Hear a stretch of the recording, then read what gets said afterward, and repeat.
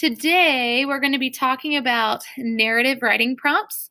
We have a narrative writing prompt to complete, and this is going to be graded according to the iLearn rubric, which we've been using for the other two types of writing that we've been doing. And I know we've done narrative before, but I wanted to just give you a reminder of what is expected when you're writing a narrative. So first of all, a narrative is more like a story. You want to make sure it's interesting and captures your reader's attention. So you're going to have an opening or an introduction paragraph that really grabs people's attention. Draw them into your story. Make them feel like they're there. Make sure you put enough details in your writing to really help your reader picture what's going on. A good book allows you to read it and create your own movie in your mind. The same thing needs to be true about your narrative writing. Make it interesting. Use a lot of those adjectives, a lot of those describing words.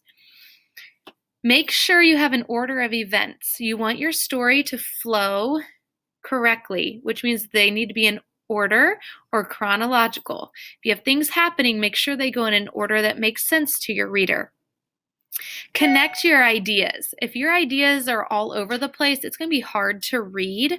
So make sure you are connecting those ideas. Make sure they flow. Make sure your writing is really easy to understand and read.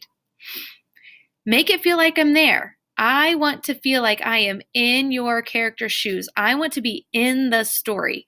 So make sure this really makes me feel like I am a part of it, like I can picture myself being there. Make sure you have things like characters. I would have more than one. Make sure you have a setting, time and place. Make sure you describe that. There should be events or things that are actually happening. Give me a scenario of what's going on. Make sure your ideas do connect to the source that you just read. So you're going to be reading information and they're asking you to write. Make sure you pull in some of those ideas from what you originally read. Make sure it goes. Remember to stay on topic. That's super important.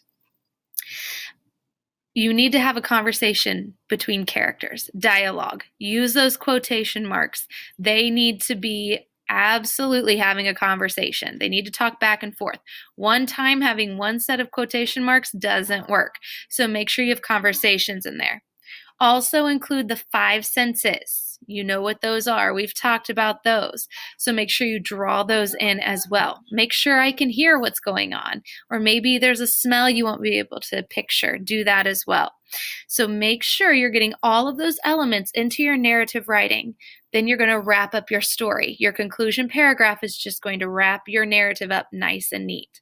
Don't forget all the other expectations that I have for you that we've talked about all year in your writing.